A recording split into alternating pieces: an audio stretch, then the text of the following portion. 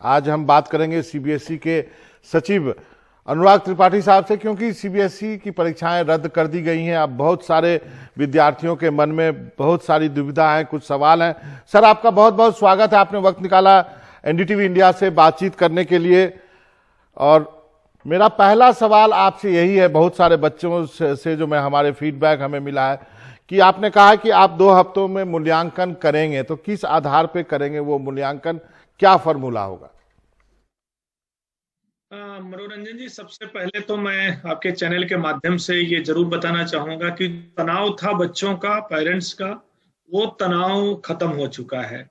और बहुत लंबे, बहुत बड़े डिस्कशन के बाद, बहुत चर्चा के बाद माननीय प्रधानमंत्री महोदय ने, शिक्षा मंत्रालय ने मिल करके निर्णय लिया कि बच्चों की सुरक्षा, सेफ्टी, सिक्योरिटी, स्वास्थ्य पहली प्रायोरिटी है और उसका ध्यान रखते हुए परीक्षाएं निरस्त कर दी गई हैं। अब मैं आपको ये उत्तर जरूर देना चाहूंगा कि चूंकि परीक्षाएं निरस्त हो गई और हमारे पास पेन पेपर का माध्यम नहीं है, हमें दूसरे माध्यम में जाना पड़ेगा बच्चों का एक बेटर रिजल्ट देने के लिए, जिसमें किसी को कोई आपत्ति ना हो। उसका क्या क्राइटेरिया होगा, इस पर हम लोग विचार कर रहे हैं, डिस्कशन कर रहे हैं और इसमें कुछ समय लगेगा। मैं आपको फिर स्पष्ट करना चाहूंगा कि हम मान के चल रहे हैं कि लगभग 2 सप्ताह का समय लगेगा क्राइटेरिया तय करने में कि किन किन क्राइटेरिया पर, किन किन चीजों पर हम क्लास 12th के रिजल्ट को निकालेंगे। बच्चे धैर्य रखें, पेरेंट्स और टीचर से रिक्वेस्ट है कि किसी र्यूमर पर, किसी अफवाह पर वो नहीं जाएं, किसी तरह के डिस्कशन में शामिल होने की आवश्यकता नहीं है। सीबीएसई उस क्राइटेरिया को अपनी वेबसाइट पर अपलोड करेगा, हम सर्कुलेट करेंगे और जैसे सर्कुलेट करेंगे उसके बाद हमारी रिजल्ट प्रिपरेशन स्टार्ट हो जाएगी, क्योंकि उसके बाद हम स्कूलों से डाटा अपलोड कराएंगे, उसमें अनदर लंबा समय लगेगा। लेकिन हम इतना जरूर कहेंगे कि ये कार्य हम एज अर्ली एज पॉसिबल निर्धारित समय सीमा के भीतर करेंगे। आपने सही कहा कि बच्चों के ऊपर बहुत तनाव था, बच्चे तनाव में थे, एक ही कक्षा में 15 महीनों से ज्यादा समय हो गया था। लेकिन अब एक तनाव उनका आपने हटा दिया, अब दूसरा तनाव उनके पास आ गया है कि मूल्यांकन कैसे होगा। सुनने में ये आ रहा कि 10वीं, 11वीं और 12वीं की आंतरिक परीक्षाओं के आधार पर मूल्यांकन होगा। मनोरंजन जी, मैं फिर ये कहना चाहूंगा कि बहुत सारी चर्चाएं जो होंगी उससे बच्चों की एंजाइटी बढ़ेगी और जब तक निर्णय सीबीएसई अपना नहीं ले लेती है तब तक बच्चे किसी तरह की दूसरी चर्चा पर भरोसा नहीं करें।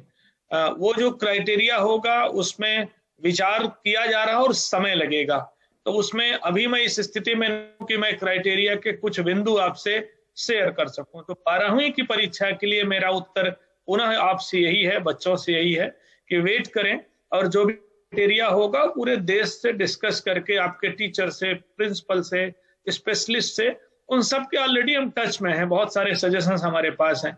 तो इस कोविड के समय में जो बेस्ट हो सकेगा, सर्वोत्तम हो सकेगा, वो हम करेंगे। और सीबीएसई हमेशा बच्चों के साथ खड़ा रहा है, बच्चों का कभी नुकसान नहीं हुआ है। अगर बच्चों को कोई दिक्कत रही है तो तमाम सारे स्टेप्स हैं जिससे हम उस समस्याओं को समाप्त भी करते हैं।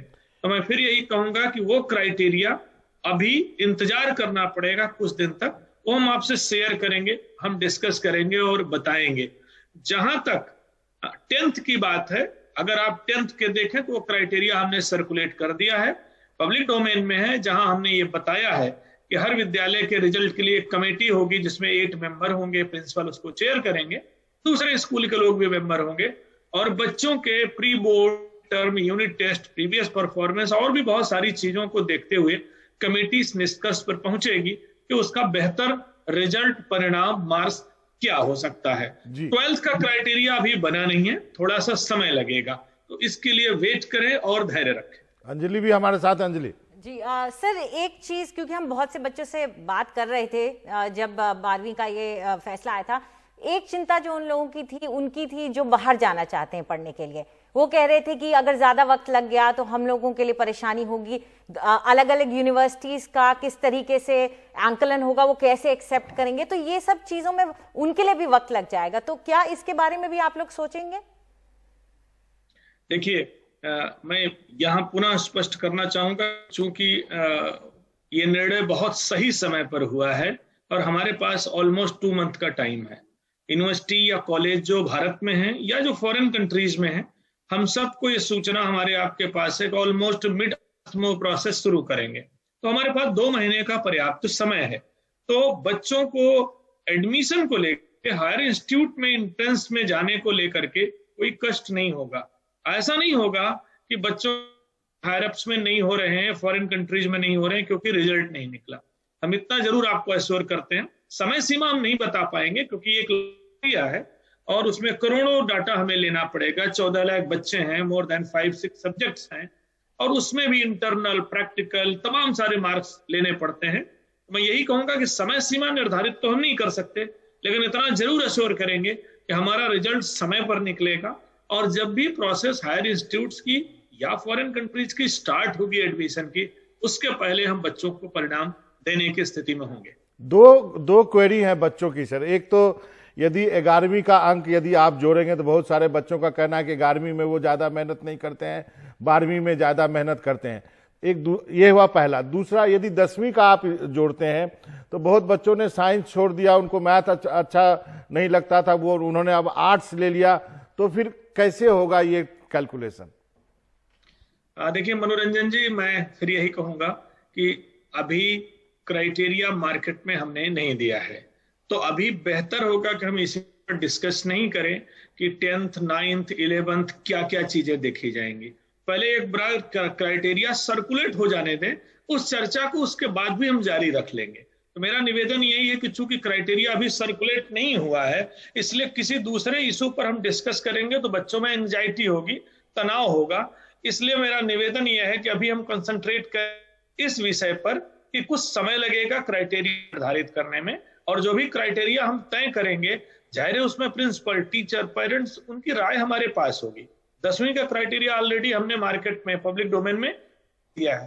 दूसरा, हो सकता है किसी के 10th में कम हो, 11th में, प्री बोर्ड में कम हो, मिड टर्म में कम हो, यूनिट टेस्ट में कम हो, लेकिन प्लेटफॉर्म इतना बड़ा है कि कोई कहीं बच्चे की परफॉर्मेंस थोड़ी तो कहीं बहुत अच्छी भी होगी, तो हम उस बेस्ट जगहों को जरूर सेलेक्ट करेंगे जहां बच्चों ने अच्छा परफॉर्म किया।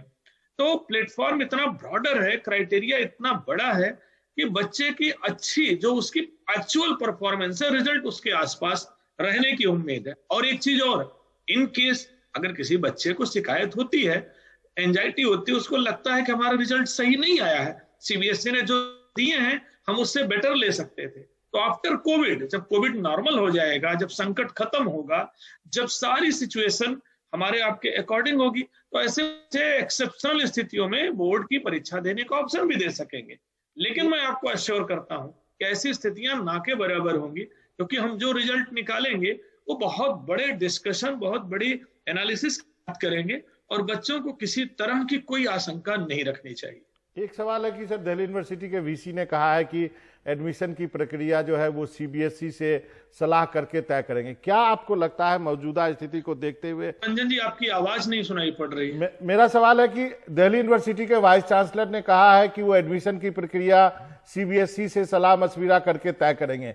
इसमें क्या फॉर्मूला हो सकता है? क्या 50% का जो है क्राइटेरिया बोर्ड मार्क्स का हो और 50% जो है एग्जाम, इंट्रेंस एग्जाम लिया जाए?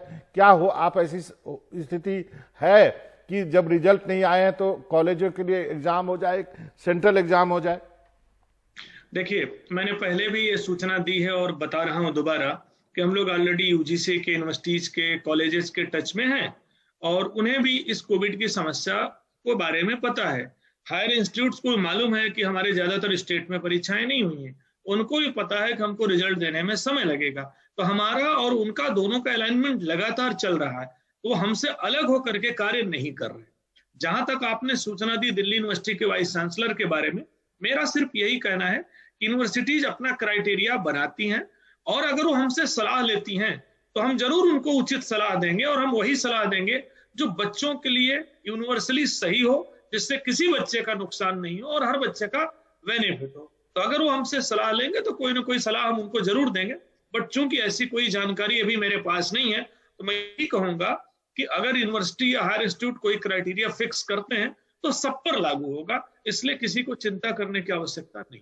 जी सर, जाते जाते मैं आपसे वो सवाल पूछूंगी जो शायद सारे बच्चे सोच रहे होंगे, मार्किंग तो लीनियंट ही रहेगी, क्राइटेरिया जो भी होगा लीनियंट ही हो? देखिए, इससे अच्छी चीज और क्या हो सकती है कि हम किसी घंटे की परीक्षा की जगह पूरे वर्ष भर की परफॉर्मेंस भी देख रहे हैं। ये जिक्र मैं 10वीं के बारे में कर रहा हूं।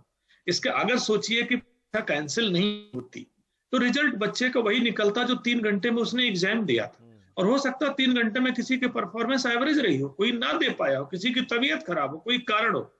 ये बड़ी अच्छी बात है कि इस बार जो रिजल्ट निकलेगा उसमें इंटरनल असेसमेंट भी होगा, 20 या 30% का प्रैक्टिकल भी होंगे, pre board, mid term, unit test और भी प्रीवियस परफॉर्मेंस। तो बच्चे के ओवरऑल जो परफॉर्मेंस है वर्ष ने रिफ्लेक्ट किया, वो चीजें भी आएंगी। और ये बहुत अच्छी बात है कि ये प्रक्रिया धीरे धीरे रोट लर्निंग की जगह बच्चों में इस चीज को भी लेके आएगी। उन्हें वर्ष भर अपनी पर्सनालिटी को डेवलप करना है, सिर्फ किताबें रटनी नहीं है, पूरे वर्ष भर उनको करना है। तो एक अच्छा क्राइटेरिया 10th के सामने दिख रहा है। जहां तक लीनियंट मार्किंग की बात है, मार्किंग तो होगी नहीं। मार्किंग मतलब किसी कॉपी पर मार्क्स तो मिलना नहीं है, लेकिन स्कूलों की इंटरनल कमेटी बनाई गई है जिसमें उस बच्चे के प्रिंसिपल, टीचर और नेबरिंग स्कूल के प्रिंसिपल, टीचर होंगे। तो जो कमेटी है बड़ी सेंसिटिव तरीके से इन चीजों की जांच करेगी, क्योंकि आसपास बच्चों को देखे, उनके पूरे की परफॉर्मेंस देखेगी। तो जाहिर वो कमेटी वो सारे उपाय करेगी जिससे किसी बच्चे का कोई नुकसान ना हो। तो मेरा यही मानना है कि जो हम लोगों ने एक प्रोसीजर दिया है उससे किसी बच्चे का नुकसान नहीं होगा। चलिए त्रिपाठी साहब, आपने पूरा एजुकेशन पॉलिसी ही डिफाइन कर दी। बस एक चीज बता दीजिए, 12वीं के रिजल्ट कब घोषित होंगे? देखिए, लंबा समय लगता है, मैं कोई डेट फिक्स नहीं कर सकता हूं, और आप भी इस चीज से सहमत होंगे कि अभी हम क्राइटेरिया सर्कुलेट करेंगे, फिर उसके बाद बच्चों को डेटा मंगाएंगे। और छोटा कार्य ये नहीं है। हम क्लास 12th में मोर देन 14 लाख बच्चे, 14 लाख, हर बच्चा 5 या 6 विषय लेता है। इसके अलावा उसके प्रैक्टिकल, इंटरनल और भी बहुत सारी वोकेशनल सब्जेक्ट्स भी बहुत सारे होते हैं। ये एक लंबा समय लगेगा जब हर स्कूल से मुझे डाटा अपलोड कराना पड़ेगा। मोर देन 25,000 स्कूल्स पूरे कंट्री और अब्रॉड हमारे हैं।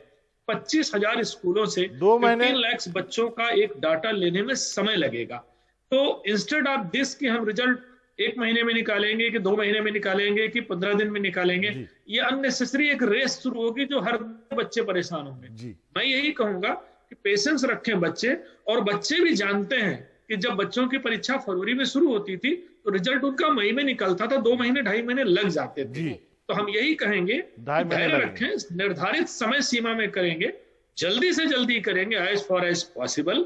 और उनका जो एडमिशन प्रोसेस होगी हायर इंस्टीट्यूट में, फॉरेन कंट्रीज में, किसी और देश में, उससे पहले मार्कशीट उनके हाथ में हम जरूर देंगे।